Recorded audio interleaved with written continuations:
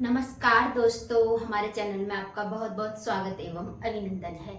यहाँ आप पढ़ रहे हैं यूपी टीजीटी संस्कृत धारा में संधियाँ। तो संधियाँ हम लेकर के आए हैं संधि टॉपिक स्वर संधि, और स्वर संधि को हम देखते ही पहचान जाएं कि इसमें कौन सी संधि है। तो ठीक है, क्योंकि इतना टाइम हमारे पास नहीं होता, डिटेल में हम पढ़ चुके हैं। इतना टाइम एग्जाम में नहीं होता है कि हम उसका पहले सूत्र पढ़ें, उसका सूत्र निकालें कि इसमें कौन सी संधि होती है। वो बहुत ज़्यादा टाइम लेने वाली चीज़ है। अब तो बस ये रह गया है कंपटीशन में कि आपने देखा और तुरंत उसे पहचान लिया। तो उसी के लिए हम आज ये मान लीजिए कि स्वर संधियों की ट्रिक लेकर के आए हैं।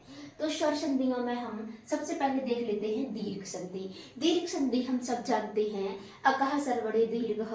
दीर्घ क्या दीर्घ? यदि बड़ा आ बड़ी ई बड़ा ऊ बड़ी री कहीं पर भी दिखाई देती है किसी भी शब्द में, तो वहीं पर हम दीर्घ संधि मान लेते हैं।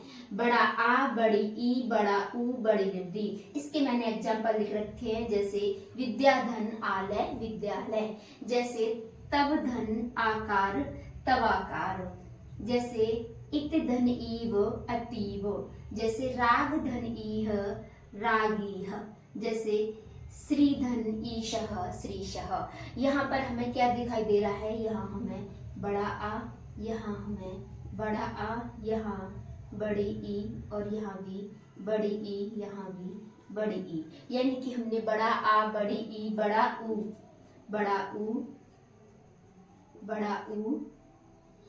री बड़ी री, इसको हमने देखते ही क्या करना है कि दीर्घ संधि है। ज्यादा समय मैं आपका नहीं लूंगी। यदि बड़ा आ बड़ी ई बड़ा ऊ बड़ी री आपको दिखाई दे तो आपको तुरंत कहना है कि दीर्घ संधि है।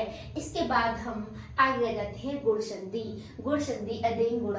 गुण क्या कहता है? यदि आ या आ के बाद ई ऊ री आए, हिरस्व हो या दीर्घ हो, आ ई ऊ री आए तो उनके स्थान पर ए ओ और अल हो जाता है। इसको हम कैसे पहचानेंगे? यदि किसी शब्द में हमें क्या दिखाई दे? ए की मात्रा दिखाई दे, ए की मात्रा दिखाई दे, ओ की मात्रा दिखाई दे, या हमें ऊपर उड़ता हुआ रा दिखाई दे, या हमें आधा ला दिखाई दे।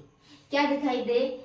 हमें ऊपर एक मात्रा दिखाई दे ए की, एक मात्रा दिखाई दे ओ की, हमें ये वाला रा दिखाई दे, और हमें ला दिखाई दे। यानी कि हमें वाक्य में ए की ओ की और आधा रा उड़ता हुआ ऊपर दिखाई दे और ला दिखाई दे, तो हमें देखते ही कहना है कि गुण।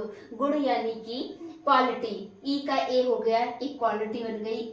ऊ का ओ हो गया, एक क्वालिटी हो गई। रा का अर हो गया, ये क्वालिटी हो गई।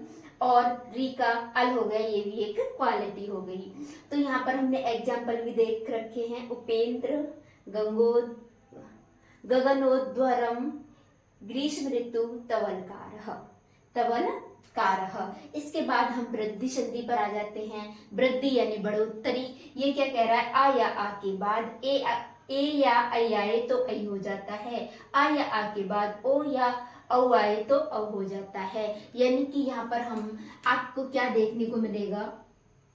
बड़ी ए और बड़ा ओ, इन्हीं दो शब्दों में आपकी वृद्धि होती है। जैसे ऐरावत में आपको क्या दिख रहा है? बड़ी ए। यहाँ पर औषध में आपको बड़ा ओ दिखाई दे रहा है, तो यानी बड़ा ए बड़ा ओ, तो वृद्धि संधि। उसके बाद हम आगे आ जाते हैं यड़ संधि। अकह सरवड़े यड़ संधि इचो यड़ची। यदि ई ऊ री इसके बाद य वर ल आए तो क्या हो जाता है? इसके स्थान पर य वर ल ही हो जाता है। यानी कि ई ऊ री इसके बाद क्या हो? हमारा स्वर आए, इसके बाद कोई स्वर आए तो हमारा क्या होता है? य और अला हो जाता है। यानी इनके स्थान पर परिवर्तन होता है। यदि यहाँ पर क्या होगा हमारा, हम ऐसे बता देते हैं आपको, आ या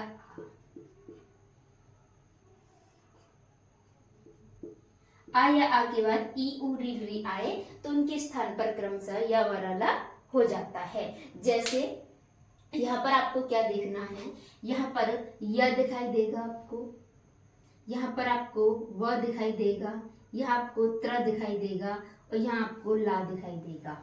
या और ल में आपको क्या देखना है कि या से पहले कोई आधा अक्षर होगा, वा से पहले कोई आधा अक्षर होगा और यहाँ पर त्र जरूर दिखाई दे रहा होगा, त्र दिखाई दे। यदि किसी भी शब्द में बीच में आपको त्र भी दिख जाए तो आपको मान लेना है कि ये यड़ संधि है। और आगे ला दिखाई दे तब भी वहां पर यड़ संधि है। या और वाक तो बहुत इजी तरीके से पहचान में आ जाते हैं, लेकिन रा नहीं पहचान में आता। तो रा के लिए क्या है हमारा, त्रा हमेशा किस में आता है, यड़ संधि में आता है। त्र बनता किससे है, रा और ता से त्र बन जाता है। इसके बाद लरी में हमको लाकृति, ज्यादा एग्जाम्पल इसके नहीं है, थोड़े से ही एग्जाम्पल हैं। इसके बाद अयादि संधि। अयादि संधि क्या करती है हमारी, ए ओ ऐ औ के बाद अच आए यानी कि स्वर आए, वह समान हो या असमान हो तो उनके स्थान पर य और अय अब आय आव हो जाता है।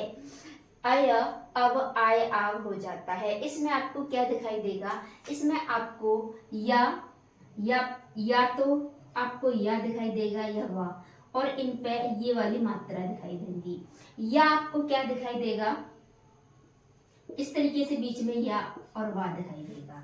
ये दो कंडीशन दिखेंगी आपको, तो आपको क्या कहना है कि ये अयादि संधि है। इसके बाद पूर्व रूप संधि। पूर्व रूप संधि में ऐसे एस जैसा बना होगा तो वह पूर्व रूप संधि है।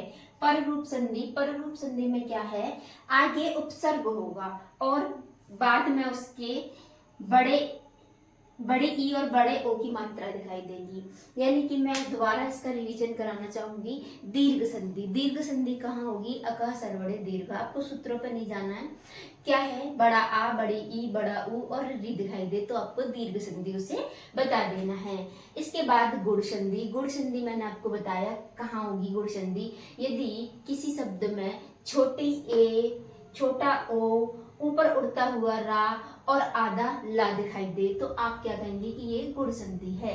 वृद्धि संधि यानी ऊपर आपको दो मात्रा दिखाई देंगी और दोनों किसकी होंगी, आपकी ए या ओ की होंगी। ए या ओ की मात्रा ऊपर आपको दिखाई देगी, ए या ओ की मात्रा आपको दिखाई देगी तो वृद्धि हो गई। यड़ संधि क्या कह रही है, या व र ल, आपको चार चीजें दिखाई दे रही हैं।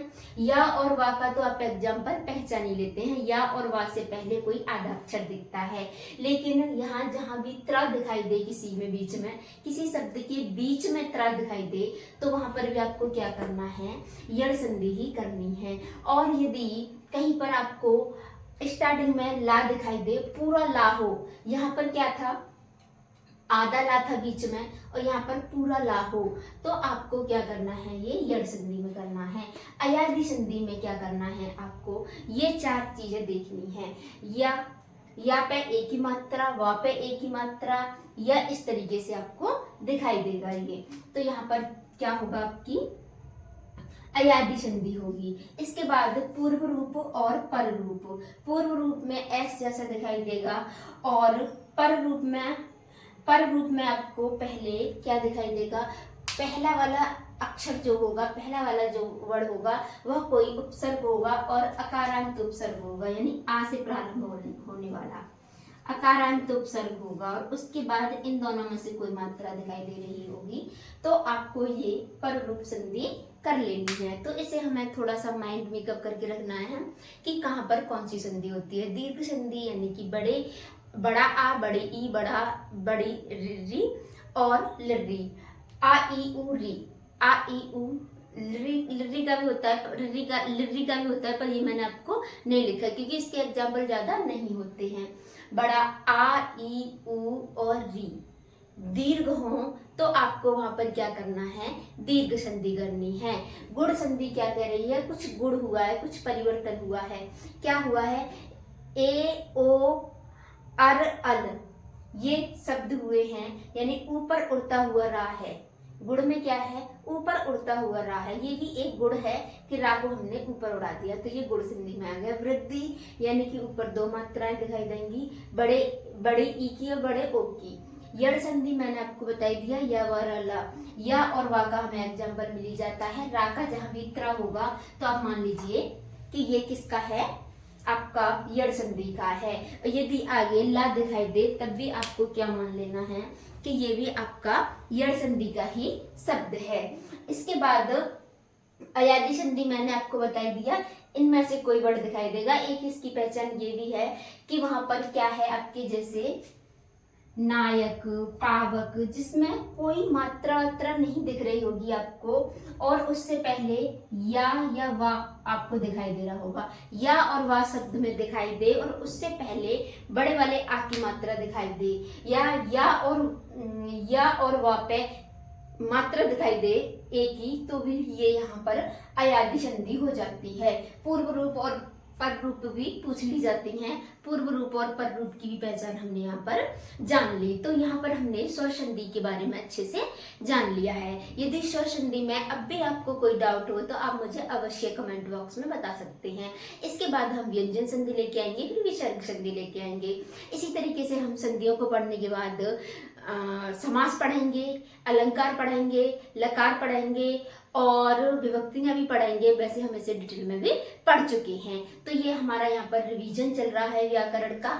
ये क्लास हमारी किसके लिए है, यूपी टेट के लिए हो सकती है, सुपर टेट के लिए हो सकती है, सी टेट के लिए हो सकती है, रीट के लिए हो सकती है। जहां भी संधियां पूछी जा रही हैं उन सब के लिए ये क्लास हो सकती है। तो आप इसके साथ ही इसी तरीके से पढ़ते रहें। मैं आपका बहुत बहुत धन्यवाद भी बोलना चाहूंगी कि आपने मुझे इतना प्यार दिया कि मेरे सब्सक्राइबर अब बहुत अच्छे हो गए हैं, केवी में चल रहे हैं, कुछ 1000 प्लस हो गए हैं, कुछ 1100-1200 मेरे सब्सक्राइबर हो गए हैं। इसके लिए मैं आपको तहे दिल से धन्यवाद देना चाहूँगी।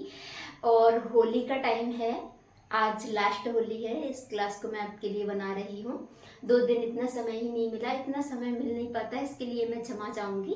फिर भी मैं बहुत कोशिश करती हूँ कि आपको कुछ ना कुछ टॉपिक छोटा मोटा पढ़ाती रहूँ, क्योंकि एक बड़ा टॉपिक पढ़ाने के लिए एक लंबा टाइम होता है। इसके अलावा मैंने बहुत डिटेल में आपको विभक्तियाँ भी पढ़ाई हैं, शब्द रूप भी पढ़ाए हैं। फिर भी आप की जो भी नीड है, यदि आप किसी भी टॉपिक को पढ़ना चाहते हैं तो उस टॉपिक के बारे में मुझे लिख के भेज सकते हैं कि हमें ये टॉपिक जानना है या ये टॉपिक पढ़ना है। तो इसी के साथ मैं अपनी वाणी को विराम देना चाहूँगी। धन्यवाद, नमस्कार।